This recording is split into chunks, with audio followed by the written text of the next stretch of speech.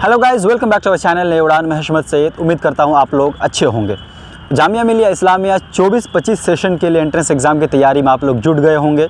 बहुत सारे लोग हैं आप में से जो हमारे साथ नई उड़ान की टीम के साथ मिलकर तैयारी कर रहे हैं। आप में से बहुत सारे लोग हैं जो सेल्फ स्टडी करना चाह रहे हैं या फिर आप चाह रहे हैं खुद से तैयारी करके जामिया का एग्ज़ाम दें। अच्छी बात है। तो आप में से जब तैयारी कर रहे हैं तो चीज़ें कुछ माइंड में आ रही जो कि कन्फ्यूज़ करती है उनको। लाइक कैसे पढ़ें, क्या पढ़ें, एलिजिबिलिटी क्या है, कितने सीट्स हैं, कितना फ़ी है। अगर आप तैयारी नहीं भी कर रहे हैं, कहीं करने के लिए सोच रहे हैं, फिर भी आपके मन में इस तरह के सवाल आते हैं।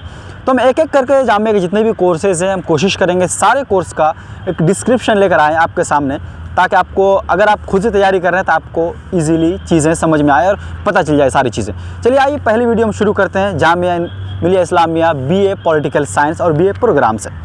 अगर आप जामिया मिलिया इस्लामिया से BA ऑनर्स पॉलिटिकल साइंस करना चाह रहे हैं या फिर BA प्रोग्राम करना चाह रहे हैं तो सबसे पहली चीज़ जो आपके मन में आना चाहिए वह है जो एलिजिबिलिटी क्या है, कौन इस एग्ज़ाम के लिए अपेयर हो सकता है।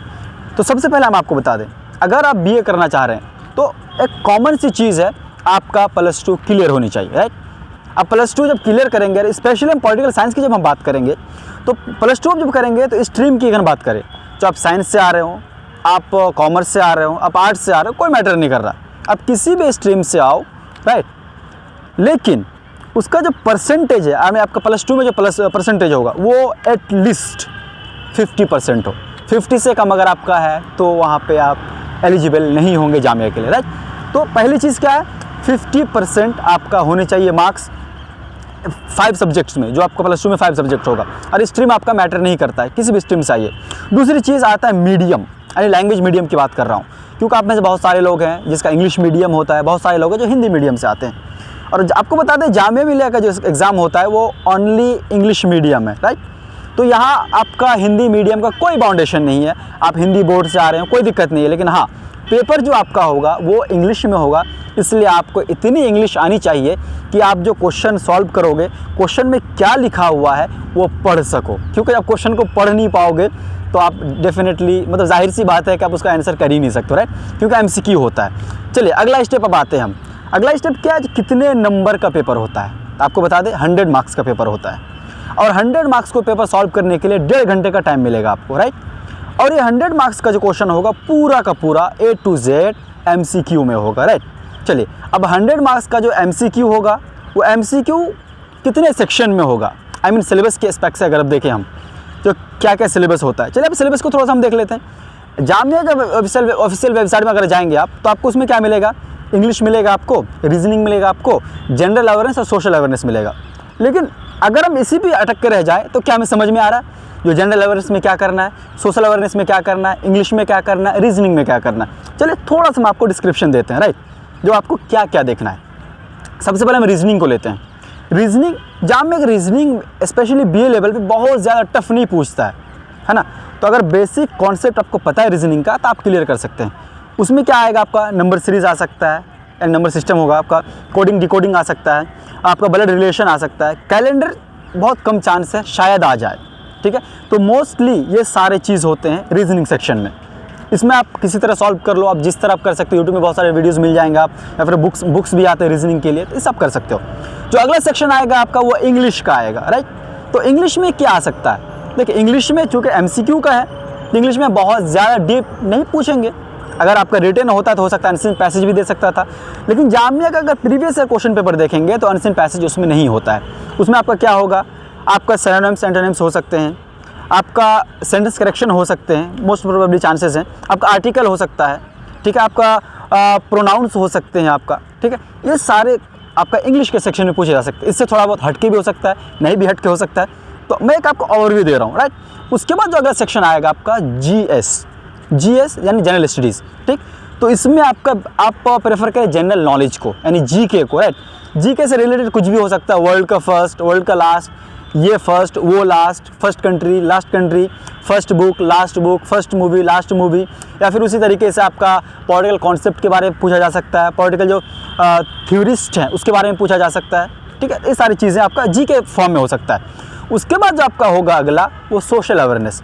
अब सोशल अवेयरनेस में क्या होगा, डेफिनेटली जब सोशल है तो सोशल से रिलेटेड चीज़ें हो सकती है, राइट। सिलेबस में देखेंगे तो कहीं भी आपका स्पेशली पॉलिटी मेंशन नहीं होता है, बट जामिया के एंट्रेंस में पॉलिटी का क्वेश्चन होता है, राइट। तो अब क्या करेंगे, अब हम जब सोशल अवेयरनेस में आते हैं तो अब इसको मैं कैटेगराइज करने की कोशिश करता हूँ। इसमें क्या क्या हो सकता है, आपका पॉलिटिकल होता है, पॉलिटिकल क्वेश्चन। इसमें पॉलिटी में क्या हो सकता है, आपका डायरेक्ट क्वेश्चन पूछा जा सकता है आर्टिकल के बारे में, राइट। जो आपका एजुकेशन, राइट ऑफ एजुकेशन किस आर्टिकल में है, इस तरह के क्वेश्चन आपको पूछे जा सकते हैं। उसके बाद आपका क्या होगा, जियोग्राफी के बारे में पूछा जा सकता है। जियोग्राफी में कुछ भी हो सकता है, आपका हिस्ट्री पूछा जाएगा। आपका हिस्ट्री में आपका मॉडर्न भी हो सकता है, मेडिवल भी हो सकता है, आपका एंशिएंट भी हो सकता है, ठीक है। तो बहुत डीप नहीं जाना है आपको, बस इतना ओवरव्यू आपको एटलीस्ट पता होना चाहिए। अगर आपको मुगल एरा के बारे में पूछा जाए तो एटलीस्ट आपको पता होना चाहिए ना किस पीरियड में किसकी हुकूमत थी, इतना तो आपके पास होनी चाहिए। उसके बाद इकोनॉमिक्स का होगा आपका, राइट। तो इकोनॉमिक्स में आपका बेसिक होगा, बहुत ज़्यादा डीप नहीं होगा।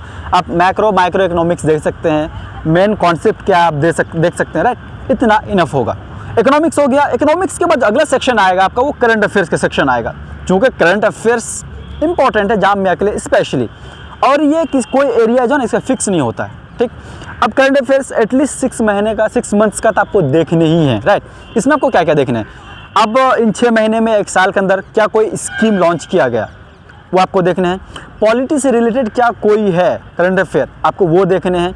इलेक्शन हो रहे हैं, इलेक्शन के बारे में आपको देखने हैं, यानी किस स्टेट में किसकी सरकार है, किसकी सरकार बनी। अभी अगर मैं लोकसभा विधानसभा इलेक्शन की बात करूँ, कौन सी पार्टी की सरकार थी, लेकिन इलेक्शन के बाद कौन सी पार्टी की सरकार बनी, राइट, वो भी आप देख सकते हैं। किन किन राज्यों में किस किस स्टेट में क्या कहते हैं इलेक्शन हुआ विधानसभा का, उसमें किस तरह के चेंजेस हुए, वो सारी चीज़ें। अभी G20 हुआ, ठीक है, अब G20 के बारे में क्वेश्चन हो सकते हैं। तो मोर ओवर जो आपका करंट अफेयर होगा 6 महीने में जो कुछ भी बड़ा हुआ है उस पर आपकी नज़र होनी चाहिए। अब करंट अफेयर्स के लिए कुछ भी कर सकते हैं, आप कहीं से भी इसका सोर्स ले सकते हैं।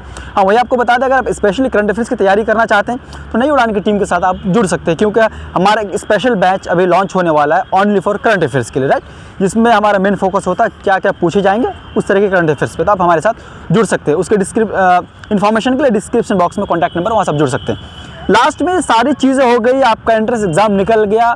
अब जामिया के पार्ट बनने वाले, राइट।